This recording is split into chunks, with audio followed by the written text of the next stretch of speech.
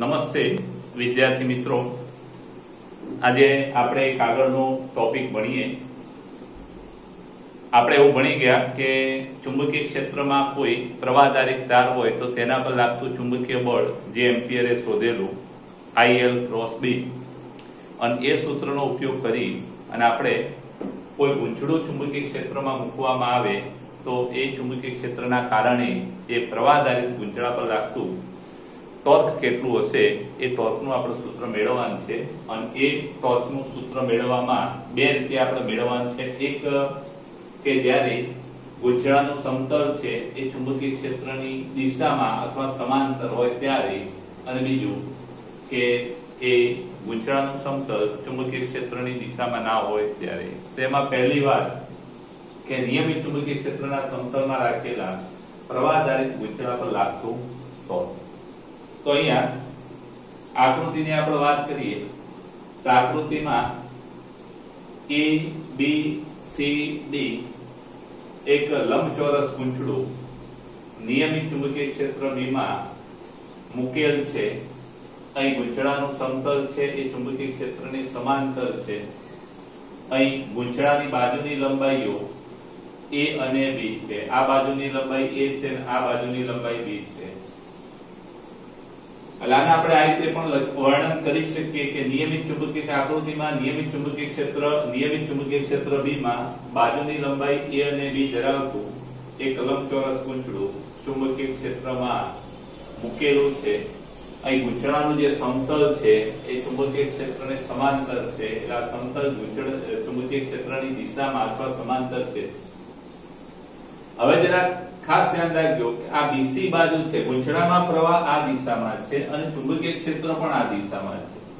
એટલે BC પ્રવાહ અને DA, એટલે કે આ AB અને BC જે બાજુઓ છે કે જેની બાજુની લંબાઈ A છે, આ બાજુઓમાં વહેતો જે પ્રવાહ છે, આમાં પ્રવાહ આ દિશામાં, BC માં પ્રવાહ ચુંબકીય ક્ષેત્રની દિશામાં અને AD માં પ્રવાહની ચુંબકીય ક્ષેત્રની વિરુદ્ધ દિશામાં.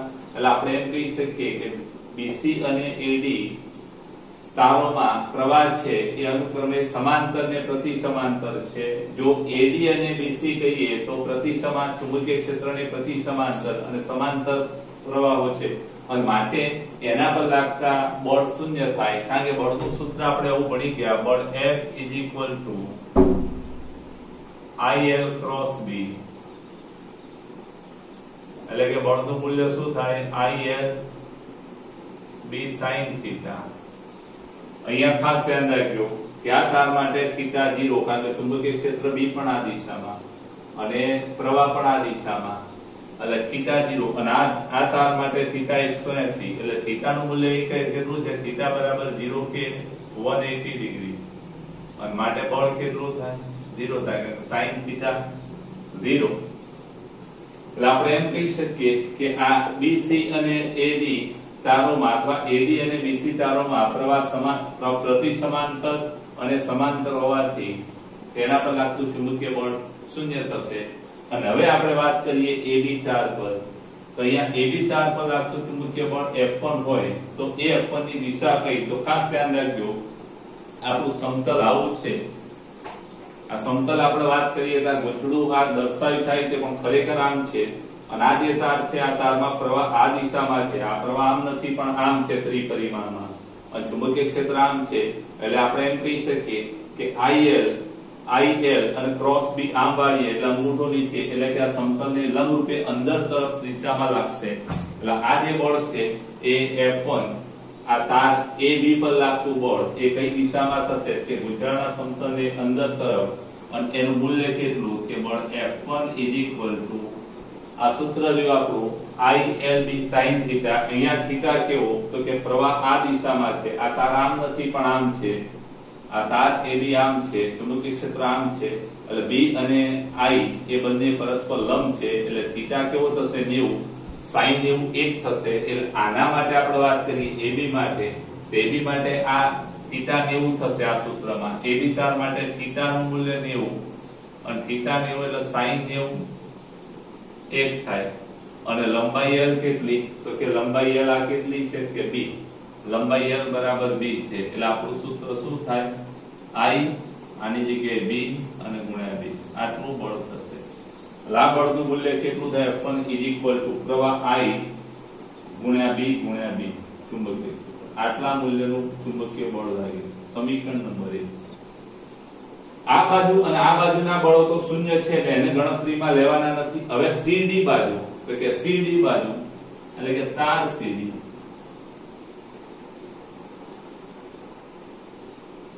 લાગતું બળ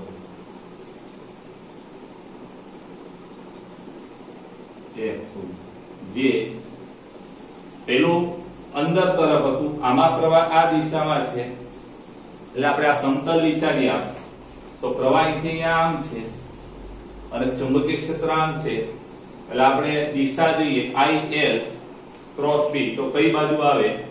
IL અને ચુંબકીય ક્ષેત્ર આમ છે એટલે ઉપર તરફ એટલે ગુંચળાના સમતલમાંથી બહાર તરફ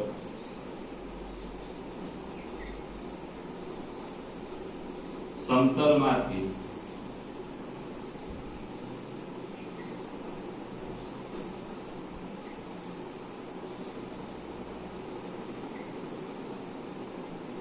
લાગે અને માટે F2 બરાબર શું થાય? તો કે F2 નું મૂલ્ય I B ગુણ્યા B એ પણ એટલું જ થાય કારણ કે એ સૂત્રમાં પણ આ લંબાઈ કેટલી કે b છે, આ તારની લંબાઈ b, પ્રવાહ I અને θ 180. આપણે બળનું મૂલ્ય લીધેલું છે. જો દિશા સાથે વાત કરવી હોય તો ચિહ્ન માઈનસ આવશે. હવે આ બંને બળો કેવા છે એની જરા વાત કરીએ. તો આ બંને બળો મૂલ્યો સમાન છે, પરસ્પર વિરુદ્ધ દિશામાં છે અને એક જ રેખા પર નથી. આ બંને બળ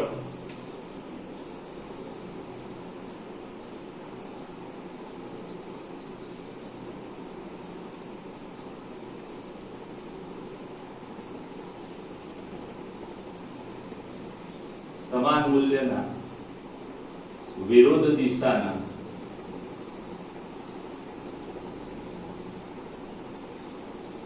હોવાથી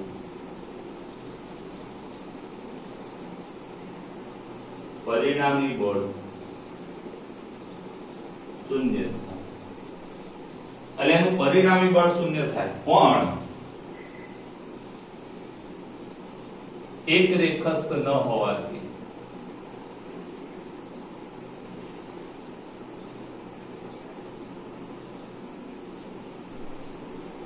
બળયુગ્મ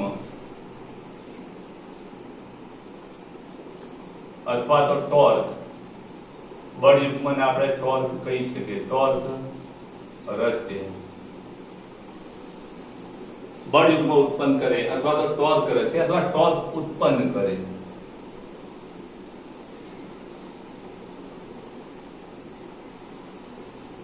હવે આ જે ટોર્ક બરાબર શું થાય? આ ટોર્ક શોધવા માટે આપણે AD બાજુથી જો ગૂંચળાને જોઈએ, ખાસ ધ્યાન રાખજો.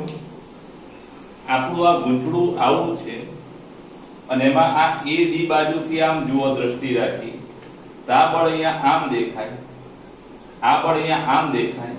એટલે આપણે આ AD બાજુથી આમ નજર રાખી જોઈએ તો આ બળો એક બળ અહીંયાથી આમ દેખાશે F1, F2 બળ છે ઉપર દેખાશે અને આ બે બિંદુઓ, આ બે બળો વચ્ચેનું અંતર છે અહીંયાથી a/2 કારણ કુલ અંતર એ છે એટલે મધ્ય બિંદુથી અંતર કેટલું થાય? a/2 આ પણ a/2. એટલે આપણે એમ કહી શકીએ કે AD બાજુથી અથવા તો બાજુ AD તરફથી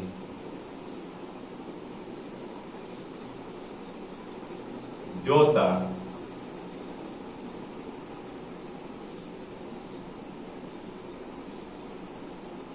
F1 F2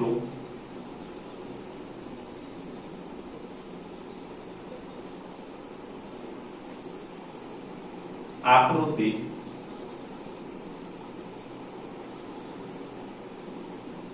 B માં દર્શાવ્યા મુજબ મળે અથવા તો દેખાય. હવે બરાબર શું થાય તો કે ટોર્ક ટો બરાબર આના લીધે ટોર્ક વત્તા આના લીધે ટોર્ક. આના લીધે ટોર્ક કેટલું કે ટોર્ક ટો બરાબર r ક્રોસ f ભણ્યા r કેટલો a/2 અને ક્રોસ f પણ તો torque toe is equal to a/2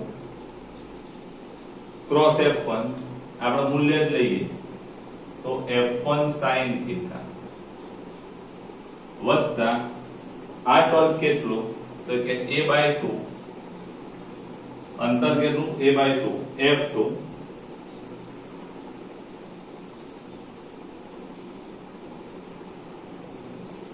અને માટે તો is equal to a/2 f1 a/2 f1 કેટલા તો કે ibb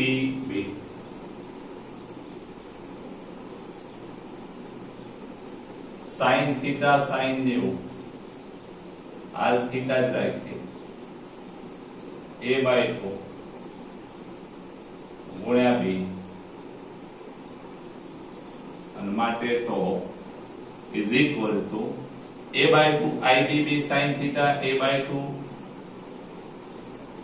ibb sin θ એટલે અડધો વત્તા અડધો એટલે આખો થઈ જશે a ib b sin θ માટે તો is equal to a ગુણ્યા b ગુણ્યા i θ 90 છે અને માટે તો is equal to a ગુણ્યા b લંબાઈ ગુણ્યા પહોળાઈ બરાબર શું થાય ક્ષેત્રફળ એ i sin 90 અહીંયા ખાસ લખી દઈએ કારણ કે લંબાઈ ગુણ્યા પહોળાઈ બરાબર 8 નું ક્ષેત્રફળ થાય અને માટે તો બરાબર i ગુણ્યા a ગુણ્યા b થશે. હવે એક વાત ખાસ યાદ રાખજો કે a અને b પરસ્પર લંબ છે ગૂંચળાનો ક્ષેત્રફળ સદિશ એટલે આ સદિશ એમ એ a ની દિશામાં છે એટલે આપણે એમ કહી શકીએ કે સદિશ તો બરાબર i સદિશ a ક્રોસ b થાય. આપણો આ સમીકરણ નંબર 2 અને આ 3. ખાસ ધ્યાન રાખજો કે આ જે ટોર્ક છે એ આ ગૂંચળાની મેગ્નેટિક મોમેન્ટ અને ચુંબકીય ક્ષેત્રના સદિશ ગુણાકાર સ્વરૂપે પણ દર્શાવવામાં આવે છે. એટલે કે ગૂંચળાના ચુંબકીય ક્ષેત્રની મેગ્નેટિક મોમેન્ટ જેને m કહેવામાં આવે છે એટલે આ ટોર્ક તો બરાબર ગૂંચળાની magnetic moment m cross b વડે પણ દર્શાવાય છે.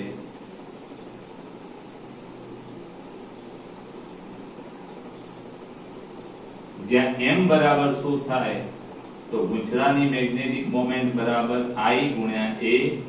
ખાસ ધ્યાન રાખજો આ એક નવી રાશિ છે પણ ખૂબ અગત્યની છે. m બરાબર i ગુણ્યા a. એક જ આંટો હોય તો i ગુણ્યા a અને n આંટા વાળું ગૂંચળું હોય તો n i a પ્રવાહ n ગણો થશે.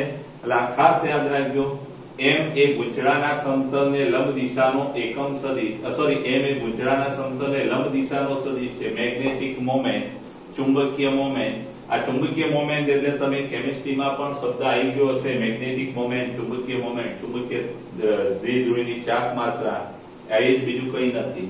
એટલે m = ia. આનું પારિમાણિક સૂત્ર શું થાય તો કે પ્રવાહ અને ક્ષેત્રફળનો ગુણાકાર છે.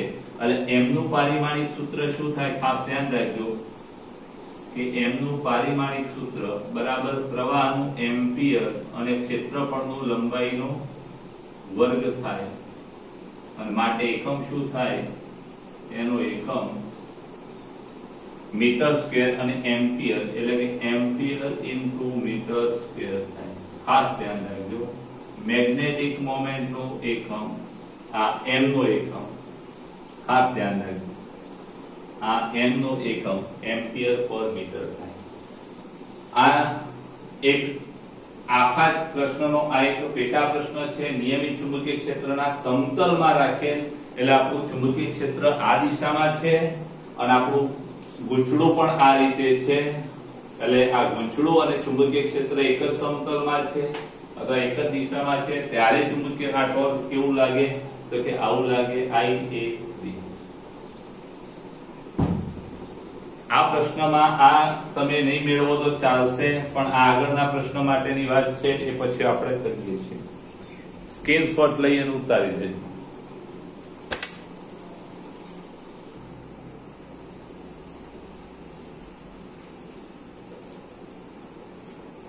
હવે એક આમાં બીજો પ્રશ્ન કે જો વિદ્યુત પ્રવાહ આ નિયમિત ચુંબકીય ક્ષેત્ર સાથે ક્ષેત્રફળ સદિશ એટલે કે આ ગૂંચળાનો ક્ષેત્રફળ સદિશ એ કોઈ ખૂણો બનાવતો હોય ત્યારે ટોર્ક કેવું લાગે અથવા તો ત્યારે ટોર્કનું સૂત્ર મેળવવું.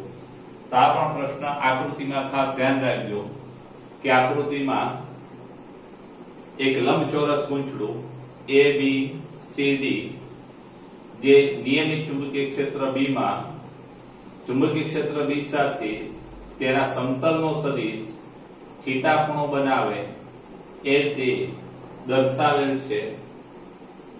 આ ગૂંચળાની BC અને AD બાજુઓ પર લાગતું બળ કેવું હશે તો જરા ખાસ ધ્યાન રાખજો. અહીંયા આખું ગૂંચળું આ રીતે છે, તમને આ રીતે બતાવેલું છે, આ રીતે નથી, આ રીતે છે, અને સેજ આમ ત્રાંસુ અને આમ ત્રાંસુ છે. આ ત્રિપરિમાણમાં આમાં બતાવી ના શકાય એટલે અહીંયા તમારે આ રીતે વિચારવાનું, આ રીતે ત્રાંસુ છે અને એમાં આ બાજુ BC છે અને આ બાજુ AD છે અને આ BC બાજુ પર પ્રવાહ આ દિશામાં છે અને પ્રવાહ આ દિશામાં છે એટલે એના દ્રવ્યમાન કેન્દ્ર અહીંયા કેન્દ્ર પર બળ કેવું લાગે તો IL ક્રોસ B, IL આ દિશામાં અને ક્રોસ B ચુંબકીય ક્ષેત્ર આમ છે એટલે ત્યાંથી આપણે થીટા આ B તરફ વાળીએ લંબગોળો એટલે અહીંયા પણ આ દિશામાં લાગશે. જેવી રીતે આ પ્રવાહમાં પણ આ દિશામાં લાગે એ જ રીતે આમાં આ પ્રવાહ પર બળ આ દિશામાં લાગશે કારણ કે પ્રવાહ વિરુદ્ધ દિશામાં છે. એટલે આ બંને બળો આ BC અને AD પર લાગતા બળો કેવા હશે કે આના પર આમ બળ લાગે, આના પર આમ બળ લાગે અને આ જે પરિભ્રમણ અક્ષ છે ગૂંચળાની એ આમ છે. એટલે આપણે એમ કહી શકીએ કે આ બંનેના દ્રવ્યમાન કેન્દ્ર પર પરિભ્રમણ અક્ષ પર પરસ્પર વિરુદ્ધ દિશામાં લાગશે એટલે બળ પણ પરિણામી શૂન્ય થશે અને ટોર્ક પણ શૂન્ય થશે. એટલે ખાસ ધ્યાન રાખજો કે AD અને BC બાજુઓ પર લાગતા બળો તેમના દ્રવ્યમાન કેન્દ્રમાંથી અક્ષને સમાંતર અને પરસ્પર વિરુદ્ધ દિશામાં હોવાથી તેમનું પરિણામી બળને ટોર્ક કેવું થશે શૂન્ય થશે. એટલે આ બે બાજુ પર લાગતા બળને ટોર્કની જ આપણે વાત 0 છે એટલે એની વાત આગળ બહુ લાંબી કરવાની નથી. હવે AB અને CD તો અહીંયા AB બાજુ પર લાગતું બળ અને CD બાજુ પર લાગતું ચુંબકીય બળ છે એ આકૃતિ B માં જો તમે AD ને લંબ રૂપે અથવા AD તરફથી દ્રષ્ટિ રાખી જુઓ અથવા AD તરફથી જુઓ તો કેવા હશે એ આકૃતિ B માં દર્શાવ્યું છે. ખાસ ધ્યાન રાખજો આપણું ગૂંચળું આવું છે, આમ આ ABC અને AD ના બળો અને ટોર્ક તો શૂન્ય છે. આ N એ આ બિંદુ છે. હવે આના પર લાગતું બળ કયું તો અને આના પર લાગતું બળ કયું તો જો ખાસ ધ્યાન રાખજો પ્રવાહ આમ છે, ચુંબકીય ક્ષેત્ર આમ છે, ધ્યાન રાખજો આમ બરાબર. એટલે નીચે તરફ આ F1 આપણું અને એ જ રીતે આમાં પ્રવાહ આ દિશામાં છે. ખાસ ધ્યાન રાખજો આમાં પ્રવાહ આ નથી પણ ખરેખર આમ નથી પણ પ્રવાહ આમ છે. આ જે BC બાજુ છે CD બાજુ છે આ છે એટલે પ્રવાહ આ દિશામાં છે એટલે પ્રવાહ આ દિશામાં છે. ચુંબકીય ક્ષેત્ર આમ એટલે આના પર લાગતું બળ ઉપર તરફ F2 એટલે F1 ને F2 ખાસ ધ્યાન રાખજો. આ બિંદુ M એટલે આ સળિયાનું દ્રવ્યમાન કેન્દ્ર આ વચ્ચે લાગશે પરિણામી બળ, આ પણ અહીંયા લાગશે એટલે અમે M અને N સ્વરૂપે બતાવ્યા છે. એટલે અહીંથી તમે જુઓ તો આ બળ અહીંથી N બિંદુ પર આમ લાગતું હશે, આ બળ આમ લાગતું હશે અને આ જે લંબાઈ કેટલી તો કે એ લંબાઈ એ આ બાજુની લંબાઈ એ જેટલી થાય. ખાસ ધ્યાન રાખજો આ લંબાઈ કેટલી છે એટલે બાજુની લંબાઈ અને આ લંબાઈ આપણે બી લીધેલી છે એટલે બાજુની લંબાઈ એ જેટલી થશે. એટલે હવે આ F1 અને F2 ની વાત આપણે કરીએ બરાબર. AD ની દિશામાં જો તો આકૃતિમાં દર્શાવ્યા મુજબ મળશે અહીંયા હવે ધ્યાન રાખજો આ F1 અને F2 ના કારણે લાગતું ટોર્ક, આ F1 અને F2 ના લીધે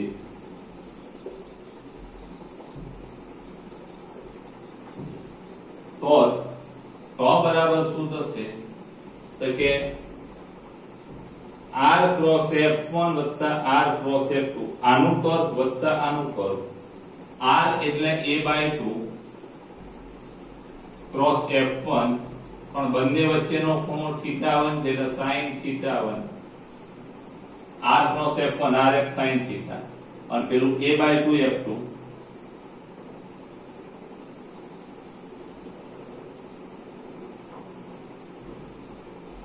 અહીંયા સોરી sin θ. ખાસ ધ્યાન રાખજો પણ F1 નું મૂલ્ય બરાબર F2 નું મૂલ્ય ઇઝ ઇક્વલ ટુ આપણે ભણી ગયા IL, આ લંબાઈ કેટલી છે કે આ લંબાઈ આપણે કેટલી લીધેલી છે, b લીધેલી છે, આ લંબાઈ, આ જે લંબાઈ છે એ કેટલી છે કે b છે કઈ સુધી IL ક્રોસ b એટલે I L ની જગ્યાએ b અને ચુંબકીય ક્ષેત્ર b છે. સમીકરણ નંબર આપણું આ 1 અને આ 2. સમીકરણ 1 અને 2 પરથી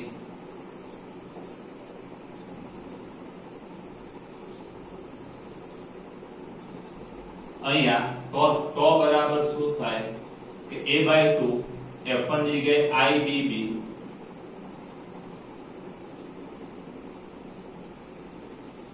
IB into sin theta વત્તા a/2 F2 ની જગ્યાએ IBB into sin theta. a IBB sin theta ભાગ્યા 2 a IBB sin theta ભાગ્યા 2 એટલે આપણે એમ કહી શકીએ કે માટે torque is equal to a IABB sin theta.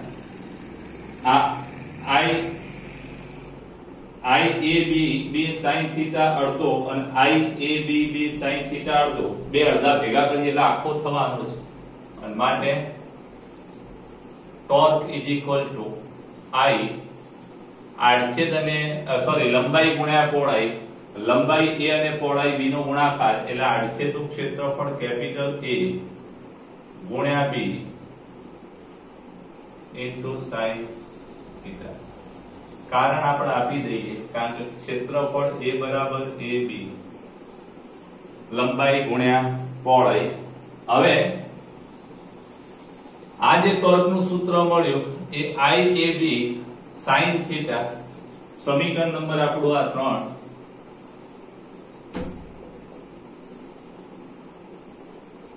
અહીંયા a છે, ખાસ ધ્યાન રાખજો આના આ સૂત્ર પરથી એમ કહી શકાય કે જો થીટા નું મૂલ્ય 0 હોય, થીટા નું મૂલ્ય 0 ની નજીક જાય એટલે sin 0 થાય એટલે થીટા નું મૂલ્ય ખૂબ નાનું લેવામાં આવે, થીટા 0 એટલે કે ગૂંચળાના સમતલને રજૂ કરતો સદિશ ચુંબકીય ક્ષેત્રને સમાંતર થાય એટલે કે ગૂંચળું ચુંબકીય ક્ષેત્રને લંબ હોય ત્યારે થીટા 0 હોય તો ટોર્ક પણ કેવું થાય 0 થાય અને થીટા 90 હોય ત્યારે ટોર્ક મહત્તમ થાય. ગૂંચળાના સમતલનો સદિશ ચુંબકીય ક્ષેત્ર સાથે 90 ડિગ્રી ના ખૂણે હોય ત્યારે એના પર લાગતું ટોર્ક કેવું હોય છે, મહત્તમ હોય છે. એટલે થીટા 90 હોય, થીટા બરાબર 90 માટે ટોર્ક કેવું છે, મહત્તમ. IAB જેને આપણે ટો મેક્સિમમ કહી શકીએ, ટો મેક્સિમમ IAB 0 હોય કે પાય હોય તો પણ બરાબર. અહીંયા ખાસ ધ્યાન રાખજો પાય માટે પણ પરિણામ આપણું 0 જ મળે, 180. આ એક વસ્તુ ખાસ યાદ રાખજો. આ જે ટોર્ક ગુંચળા પર લાગે છે, ગુંચળા પર લાગતા ટોર્કને આપણે આવી રીતે પણ દર્શાવી શકીએ છીએ. ખાસ યાદ રાખજો. ટોર્ક એ ટો બરાબર m ક્રોસ b વડે દર્શાવે છે. ખાસ ધ્યાન રાખજો, આ m એ નવી રાશિ છે, જ્યાં m એ શું છે? ગુંચળાની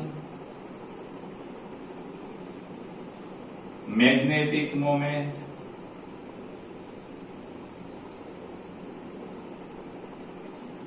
આને ગુંચળાની દ્વિધ્રુવી ચાક માત્રા પણ કહેવાય છે, ગુંચળાની મેગ્નેટિક મોમેન્ટ પણ કહેવાય છે, ગુંચળાની મેગ્નેટિક ડાયપોલ મોમેન્ટ પણ કહેવાય છે. અહીંયા ગુંચળાની મેગ્નેટિક મોમેન્ટની જગ્યાએ મેગ્નેટિક ડાયપોલ મોમેન્ટ આવો શબ્દ પણ વપરાય છે. એટલે આવી રીતે પણ દર્શાવાય છે. એટલે આનો મતલબ એ થાય કે અહીંયા આપણે દર્શાવીએ તો ટો બરાબર શું થાય કે સદિશ ટો બરાબર IA ક્રોસ B થાય. IAB sin θ અહીંયા જો સદિશ સ્વરૂપ દર્શાવે છે IA ક્રોસ B, કારણ કે A અને B વચ્ચેનો ખૂણો θ છે. A ક્રોસ B નું મૂલ્ય AB sin θ. એટલે આપણે આ સમીકરણને 4 કહી શકીએ. આને આપણે 4 કહીએ અને આને આપણે 5 કહીએ. તો આ સમીકરણ 4 અને 5 પરથી શું કહી શકાય કે ગુંચળાની મેગ્નેટિક મોમેન્ટ m બરાબર શું થાય તો કે I ગુણ્યા A. Magnetic moment m I ગુણ્યા A. જો ગુંચળું n આટા ધરાવતું હોય તો મેગ્નેટિક મોમેન્ટ છે NIA થાય. આગળ આપણે વાત કરી નાખી, આનો એકમ એમ્પિયર, આનો એકમ મીટર સ્ક્વેર. એટલે m નો એકમ શું થાય તો કે m નો એકમ એમ્પિયર ઇન્ટુ મીટર નો એમ્પિયર ઇન્ટુ મીટર સ્ક્વેર થાય. ખાસ યાદ રાખજો મેગ્નેટિક મોમેન્ટ m બરાબર. એટલે કોઈ પણ ખૂણે આમાં પણ મેગ્નેટિક મોમેન્ટ, ગુંચળાની મેગ્નેટિક મોમેન્ટ એટલે શું? ખાસ એક વસ્તુ તમે સમજી લેજો. આ આગળના ચેપ્ટરમાં પણ અગત્યની રાશિ છે, નવી રાશિ છે કે કોઈ પ્રવાહધારિત ગુંચળું છે અને એ પ્રવાહધારિત ગુંચળામાંથી વિદ્યુત પ્રવાહ આ દિશામાં વહેતો હોય, આ દિશામાં, તો આની ચુંબકીય ડાયપોલ મોમેન્ટ કેટલી? તો ચુંબકીય ડાયપોલ મોમેન્ટનું સૂત્ર m બરાબર I ગુણ્યા A. A એટલે આડછેદનું ક્ષેત્રફળ, ક્ષેત્રફળ એટલે લંબાઈ ગુણ્યા પહોળાઈ. અહીંયા હવે પ્રવાહ આ દિશામાં છે એટલે આને આપણે સદિશ સ્વરૂપે દર્શાવીએ તો આની દિશા કઈ મેગ્નેટિક મોમેન્ટની? ખાસ ધ્યાન રાખજો કે મેગ્નેટિક મોમેન્ટની દિશા, પ્રવાહની દિશામાં આપણે જમણા હાથની આંગળીઓ ફેરવવાની. આમ તો અંગૂઠો કઈ બાજુ આવે? તો મેગ્નેટિક મોમેન્ટની દિશા છે એ અહીંયા ટપકા ચોકડી સ્વરૂપે દર્શાવું અંદર તરફ. એટલે અહીંયા ચુંબકીય છે મેગ્નેટિક મોમેન્ટ છે એ અંદર તરફ હોય, અહીંયા m ની દિશા આવી હોય. ખ્યાલ આવી ગયો? જો પ્રવાહની દિશા, હવે એક વસ્તુ કે આવી જો હોવી જરૂરી નથી, લૂપ આવી પણ હોઈ શકે. આની ત્રિજ્યા r છે એટલે ક્ષેત્રફળ શું થાય? ક્ષેત્રફળ બરાબર πr². આમાં માનો કે પ્રવાહ આપણે આમ લીધો, પણ પ્રવાહ અહીંયા આ દિશામાં લીધો હોય તો આની મેગ્નેટિક મોમેન્ટ m બરાબર શું થાય તો કે m બરાબર I ગુણ્યા A.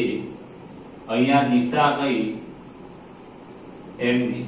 તો પ્રવાહ આ દિશામાં છે એટલે જમણા હાથની આંગળીઓ મારે એ રીતે ફેરવવાની, અંગૂઠો બહાર આવે એટલે અહીંયા મેગ્નેટિક મોમેન્ટની દિશા બહાર તરફ હોય.